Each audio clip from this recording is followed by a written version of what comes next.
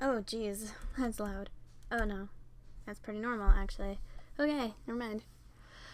Hey, guys, and welcome to An Octave Higher. So, it's been a while since I did a recording of this last. I'm going through the entire thing all over again, and it's wearing down on me a little bit. I don't normally do the same game, to go for a different ending, like, right after I get an ending that I don't like. That typically does not do anything.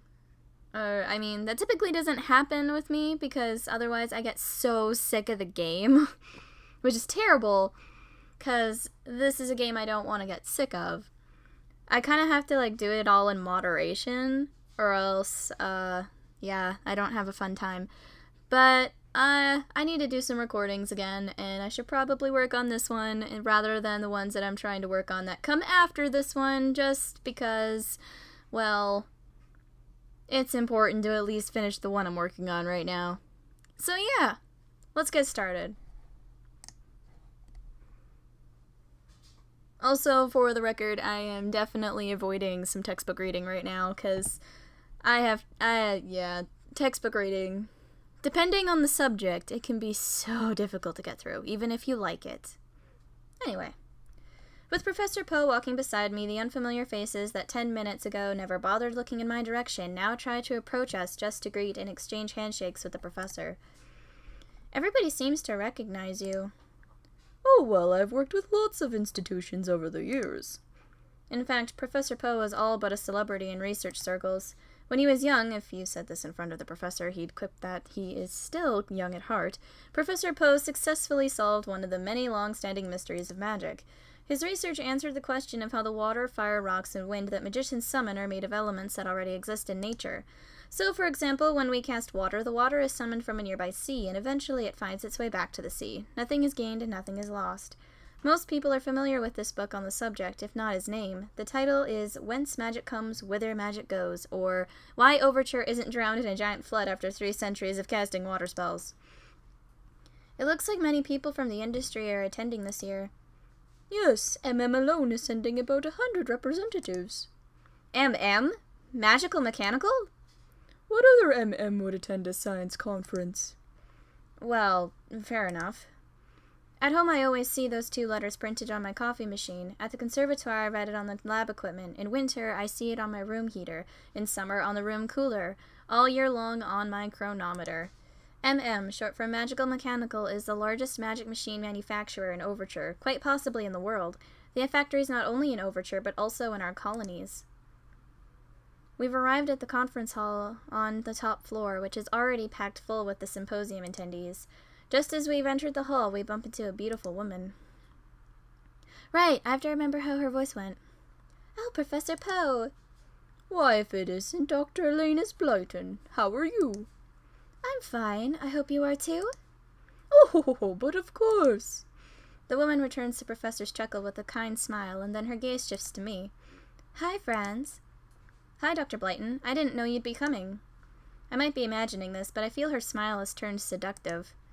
But I wouldn't miss my cute friend's presentation for the world. Like mother, like daughter. Oh, what a surprise. My student and Dr. Blyton are already acquainted with each other. I am friends with her daughter. Oh, I see. I've heard of that daughter of yours, Dr. Blyton. She's working on a very interesting project, I hear. I have nothing to do with her project. She came up with that on her own. I honestly don't know why the conservatoire keeps inviting me to the symposium, considering that I hardly do any work on magic these days. That is absolutely not true. Your work helps us understand the most important component of magic itself. Without saying anything, Dr. Blyton just smiles at the professor's remark. The professor turns to me. Well, you'll be sitting with the other presenters, right? I'll be watching with the audience. You should be giving this presentation instead of me. Oh, I've had my fair share of that, thank you very much. This year I think I'll just relax and watch. Good luck, friends. They both grin as they start walking toward the front row to join the other professors. I head to the seats in front... Oh, okay, I was saying it right. I head to the seats in front reserved for presenters.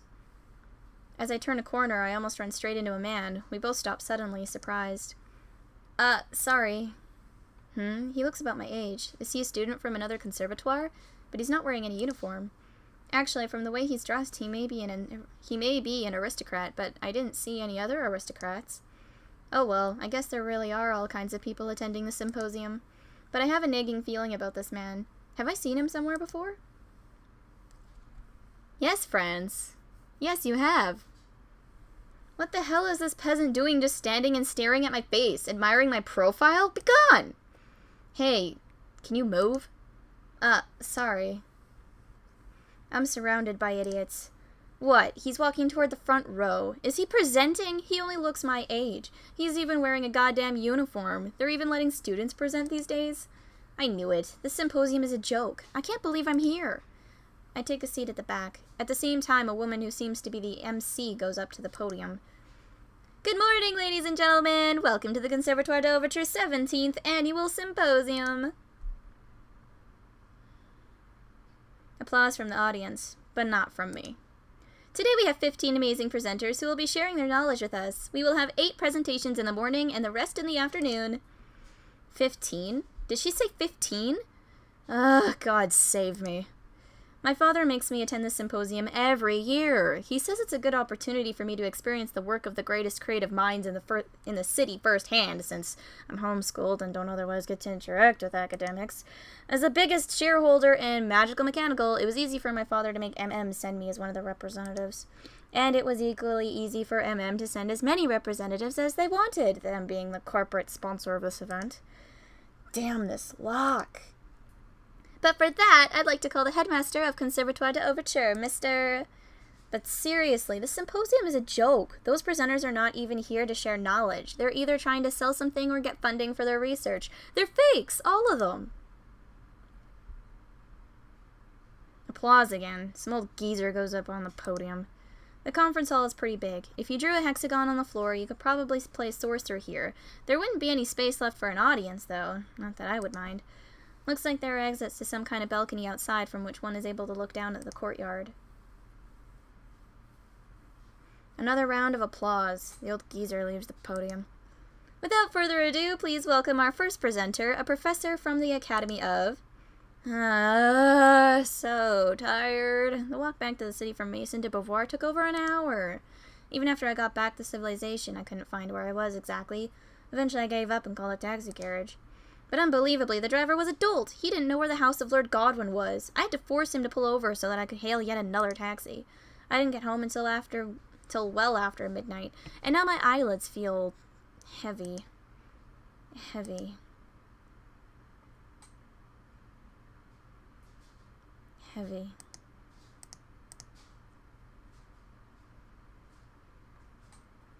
Hey! Hey, wake up! Elise, wake up! Lunch break's almost over! A girl dressed in the same factory uniform as mine is shaking my body. I peek up at her without lifting my head, which is resting on my arms as I'm sitting slumped over a desk. Hey, Jude. Are you awake? Not sure. Do I look awake? I'd say so, what with us having a conversation and all. I get up and stretch my arms. Half awake, maybe. That's good enough to work, though. Oh, that's right. I have to see Mr. Nailton. I leave Jude and head to my supervisor's office. I pause at the door and take a deep breath before knocking. Come in. Here we go. Convincing Mr. Nailton to give her a potion. Good afternoon, Mr. Nailton. What do you need? Ugh, his tone is really cold. This isn't going to be easy. I'm sorry, sir, but I lost my mana potion. Can I get an extra bottle of potion? No.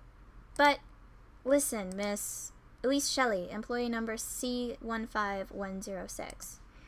Listen, Miss Shelley, the rules state that every worker receives a bottle in the morning and another at lunch break. He is totally disinterested in my explanation. He barely looks up from his desk as he talks to me. I have to make him willing to help me somehow. I suck in a chest full of air and prepare to use the cutest voice I can muster. As far as I can tell from Mason, that means I have to just about squeal my request. Please, please, please, please, please give me another bottle of mana. Pretty please? The expression on Mr. Nailton's face doesn't change in the slightest. Well, that was totally embarrassing for me. Like I said, Miss Shelley, I can't give you another potion because that's against the rules. What did you say happened to the one you had again? I drank the potion as soon as I got it in the morning, but lost the one from lunch break. I remember putting it beside the furnace, but I can't find it now. Why didn't you drink it right away? Well, I was... Wait. Mr. Nailton's eyes widen. He leans forward and lowers his voice. Do you think someone took it? No, I wouldn't think that. Mr. Nailton straightens his posture again and crosses his arms. So where's your potion? Ugh, he really doesn't want to give me that bottle of mana, does he? Stingy! Cheapo! If it has to come to this, I have no choice but to play my trump card.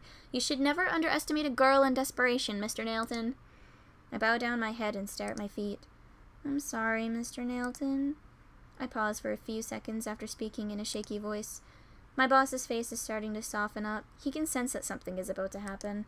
At least that's what I imagine his face is doing. I can't actually see it because I'm still looking down at the floor.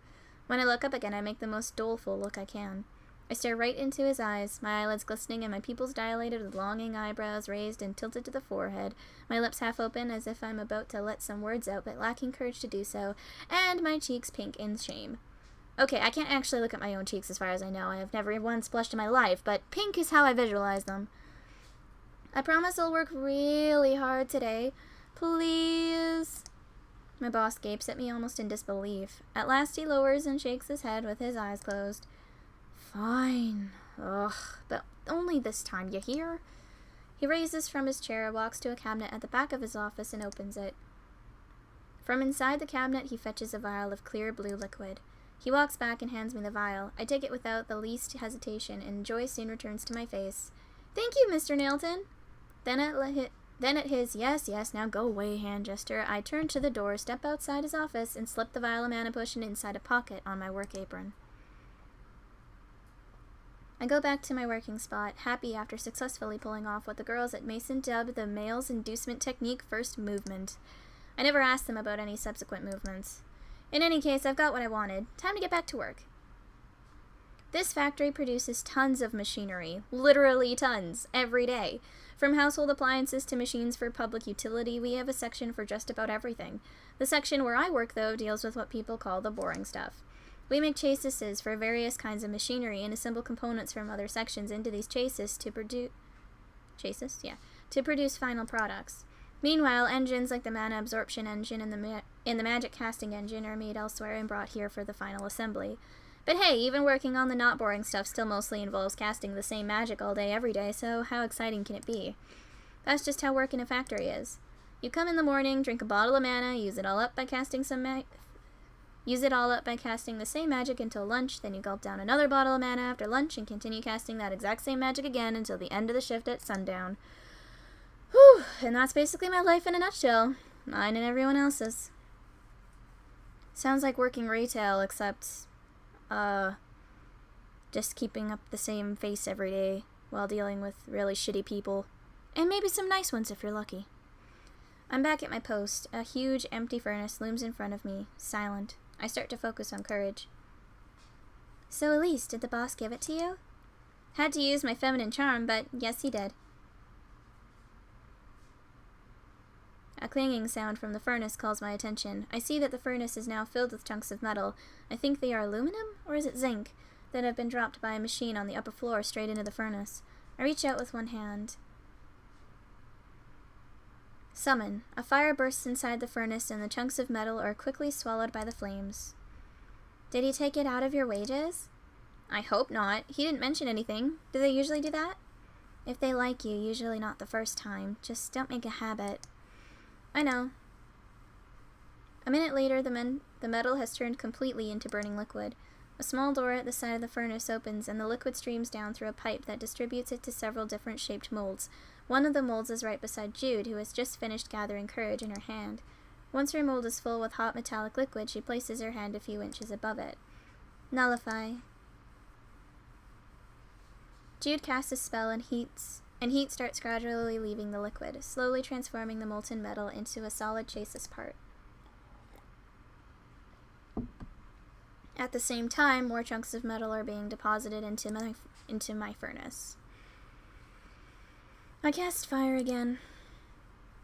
You know, my parents used to say that I have great talents in magic.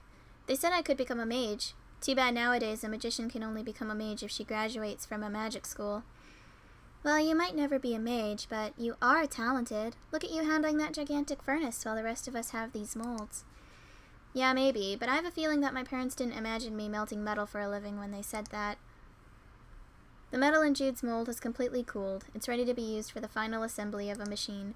She takes the chassis part out of the mold and puts it on a conveyor belt nearby, which will deliver it to a mechanical system to be assembled together with other parts and engines. Soon another new machine will have been produced. This pre-configured mechanical system is made up of gears, belts, roller chain, and a bunch of other things whose names I don't know. The whole thing can be operated simply by rotating the first gear, which is kept in motion by another worker who continuously casts wind on it throughout the day. I guess they wouldn't have. All parents say this kind of thing about their kids, don't they? They're all like, oh my gosh, I can feel courage for my little baby girl, and she's like 1. Hello, parents? Newsflash, if your baby can't walk or talk yet, you probably can't get a good feel on her future magical talents. Jude casts another freeze spell on her mold. Let them talk. None of it matters to us proles anyway. Even if you could cast the strongest magic in the world, that wouldn't mean anything if you didn't have the money to buy mana potions. I cast another fire. I can't count how many times I've cast this same spell since this morning. We do get supplies of mana from the factory, but only enough for factory work. And eating food, drinking water, and even breathing air do restore some mana, but not by much. It sucks to be poor, doesn't it? Just be thankful there are people worse off than us. Some people don't have a job, so they can't make a living at all. Why do people always do that? Always do what? Oh, this is hilarious. I just finished editing the video that I did from the first playthrough of this exact scene, and I already made so many points on what Elise was saying in it. Jude looks honestly puzzled by my question. Saying be thankful others have it worse. Why do people always say that? Is knowing that life can be even crappier than I thought supposed to make me feel better? What do I say here? Yep, now that I realize just how much more messed up this world is for some other people, I feel so great in comparison. Jude gawks at me with a funny expression, like she wanted to laugh, but laughing felt wrong. She doesn't even look mad. It's more like her eyes were saying, "Really, Elise?" We've both gone quiet.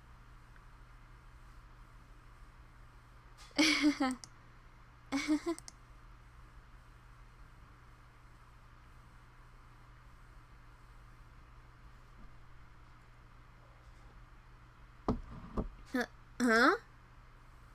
I sit forward with a jolt. The presenter on the podium is demonstrating some kind of magic machine. I must have nodded off. So, as you can see, after I have deposited the chunks of metal into the furnace, I can simply put my hand on this pad like this, and then the furnace turns on and melts the metal. Once all the chunks have melted, the machine automatically transfers the liquid to a mold of your own design and absorbs all the heat from the molten metal to turn it back into solid. There is also an option to connect the machine to the next system in your assembly line so the finished part can be delivered to the next system automatically. Looking around, I see some servants picking up dirty plates from a number of tables in the conference hall. Looks like I slept through lunch. I overhear the conversation of 2 representatives who are sitting next to me. What do you think of that machine? Sounds like a great way to boost efficiency in our factories. I don't think so. It may sound that way, but there are hidden costs that we need to be aware of. First of all, we would need to hire technicians to maintain the machines, then we'd have to retain our existing workers. And who would repair the machines if they broke down? We could try repairing it by ourselves, but that would take time. It's easier to just ask the vendor to repair them, which is why these machines usually come with yearly support contracts. Finally, when the machines reach end of life, we would have to replace them with new ones. Frankly, I think it's still more cost-effective to just hire cheap proletariat workers to do whatever these machines do. If the workers start being unproductive, we can easily replace them with our pros. I see. Well, those are good points. As I thought, these presenters are just trying to sell shit. It's not even good shit.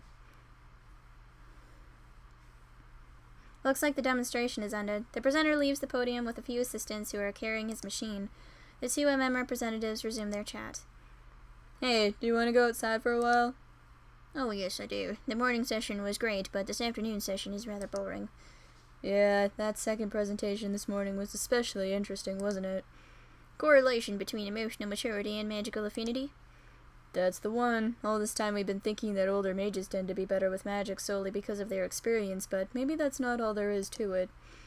Well, we don't know yet. The speaker himself noted that the findings from his data were not yet conclusive. He even missed some control variables, as Professor Poe pointed out. But his presentation reminded me of that old book, The Magical Mind by Dr. Shelley. Have you read it?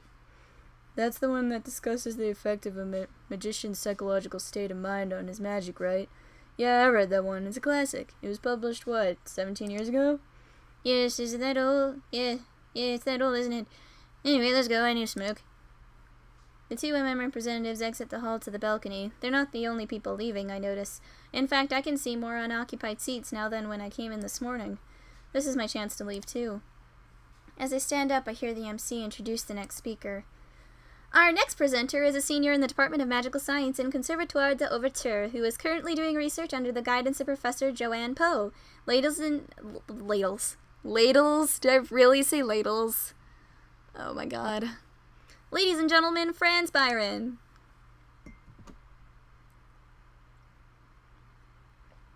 Huh? Isn't he that student from before? Good morning, everyone. My name is Franz Byron, and I want to talk about a research project I'm working on. The title of the thesis is Study and Analysis of Compassion-Based Magic and its Effect on Inorganic Matters. Compassion magic? Gods, what is it with people? Let me give you some background on why I'm doing this research. We all know about magic machines. Magic machines have benefited society in innumerable ways. People nowadays can use every kind of magic to make their daily lives easier. Fire magic, wind magic, water magic, earth magic, and their variants, all of these can be produced via a magic machine as long as you supply them with mana infused with the corresponding magical traits. But we still haven't gotten a machine to process mana infused with compassion. It just doesn't work. Compassion magic just doesn't materialize except through living beings. Machines can't cast compassion magic. Likewise, casting compassion magic on inanimate objects has completely no effect. Now, there are a lot of theories about why this phenomenon exists, but there is still no definitive answer to explain the problem. We don't know why this happens. Nobody does. The benefits of solving this particular problem are obvious. Compassion is an infinitely useful magic, as we all know. Illumination magic, for example, is based on faith and compassion. Overture still relies on illuminators to walk the streets every evening to light the city. If we had a machine to do this work, much time and money could be saved. But the most vital compassion-based magic, quite literally, is healing magic. The first machine was invented 30 years ago, and we're now using them everywhere except in hospitals and clinics. Healthcare would be revolutionized if we could make it into an industry with the help of magic machines. This brings us to my research. In my study, I've come across several reports of cases where inanimate objects were affected by this type of magic. For example, there was a report in the year 305 about a 7-year-old girl who had managed to cast heal on her broken doll and fixed it. Reports like these suggest that in some circumstances, compassion magic can affect inanimate objects. And if that's true, the reverse is likely true as well. There are murmurs from the audience. This is quite a controversial topic at such a prestigious symposium.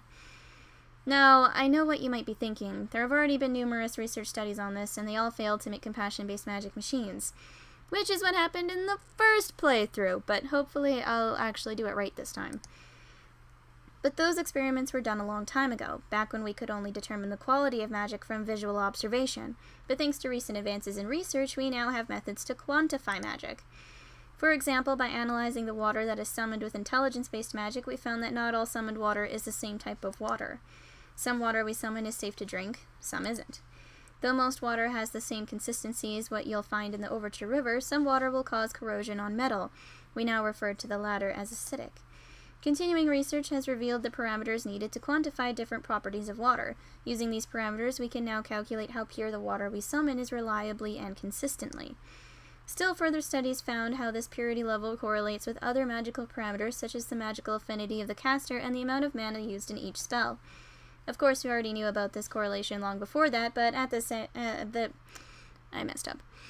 But at the time, we had to rely on visual observation, or rather, human sensory information to determine the quality of water. Or other human sensory information to determine blah, blah, blah, blah, blah. Now we can do it scientifically. Even before the water is cast, we can calculate it based on the caster's magical properties. The research that produced this result is relatively new, and its results are well known. But without it, we would not be able to, even now, create magic machines that reliably summon drinkable water. Similar results have been achieved with willpower-based magic. For example, we can now determine the type of rock that will be summoned. Discoveries like these have completely made the construction industry. Remade, probably is what that said. I'm a little bit tired today. Being able to quantify magical properties means we can reduce magical science experiments to numerical data points. Simply having that data has led to innumerable advances in technology over the past generation. Still, we have never succeeded in quantifying the properties of compassion-based magic.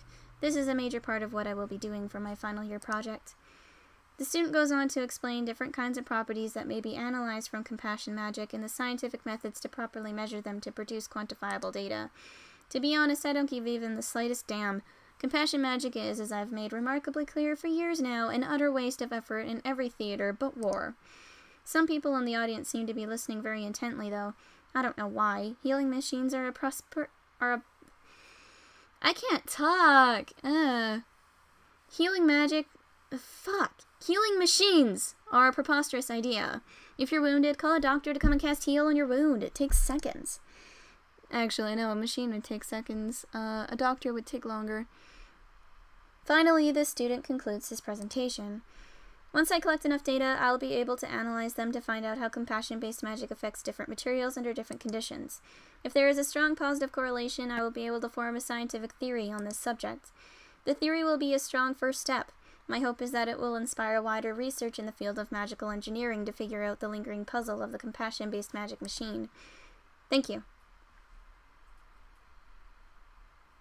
They're now taking some questions from the audience. I've stopped listening at this point, though. There's just no way compassion magic can be made to work on inanimate objects. It goes against the logic of magic. Anyone who uses magic can tell you that. It would be like burning water.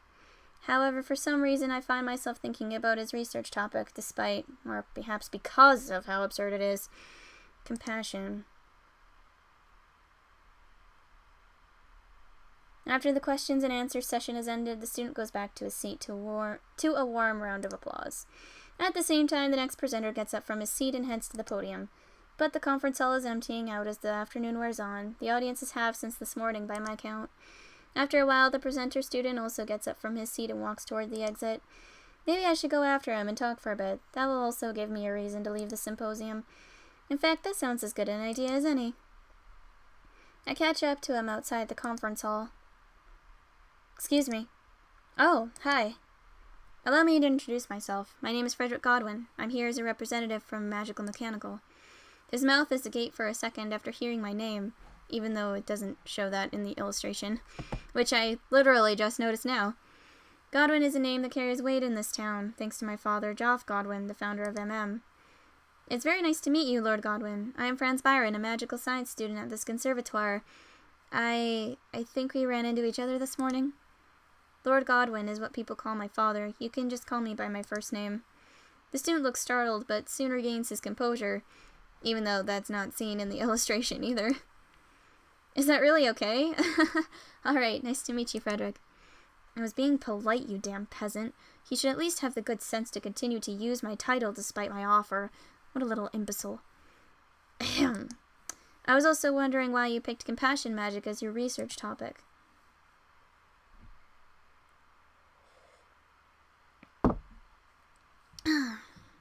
Why did I pick compassion magic as my research topic? Excellent question. I was wondering about that myself.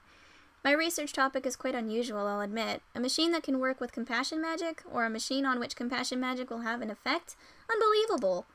So there was a report of a kid fixing her doll with heels. So what? I wish somebody would have pointed out the obvious. That's what is known as anecdotal evidence, in layman's term, unscientific.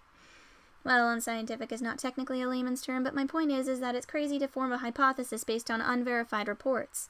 Which is not wrong. In the science community, it is considered kind of weird.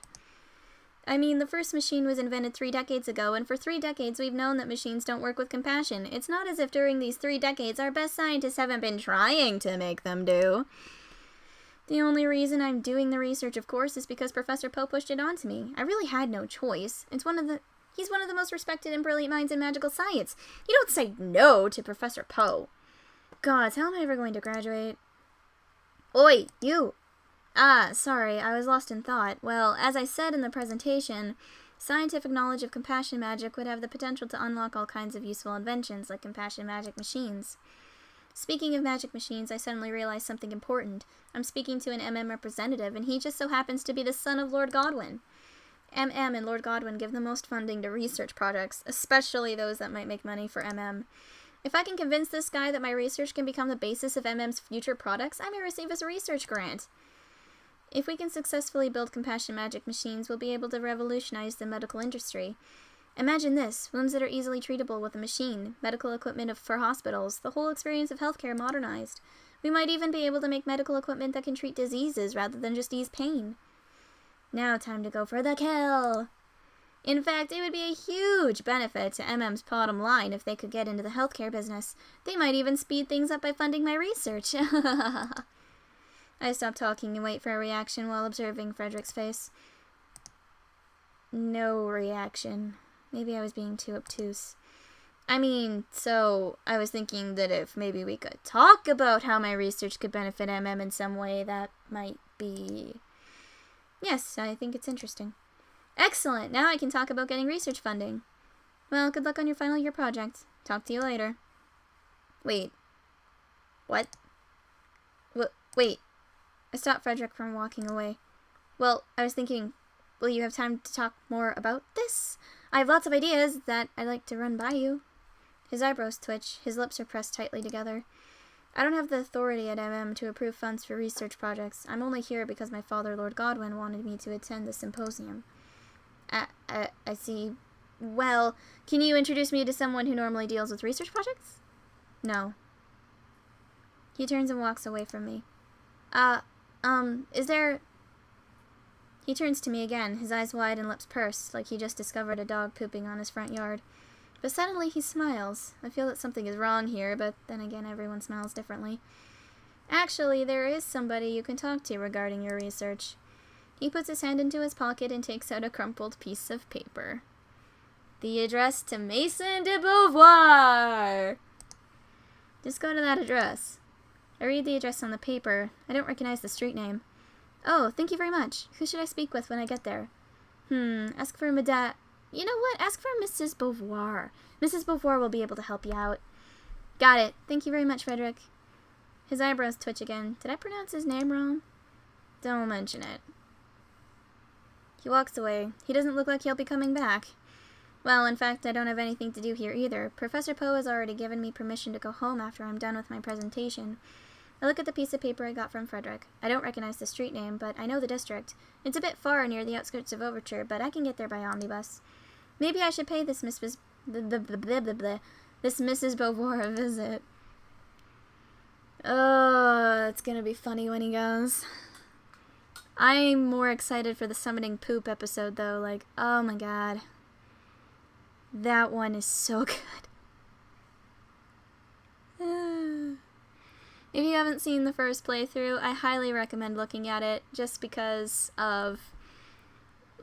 you'll be able to see better reactions from me with a lot of what's going on. Like, a lot of first impression reactions that you won't get in this second playthrough, like me laughing at things that I thought were funny at the beginning and making all these different comments on a bunch of different things that I thought were important to make.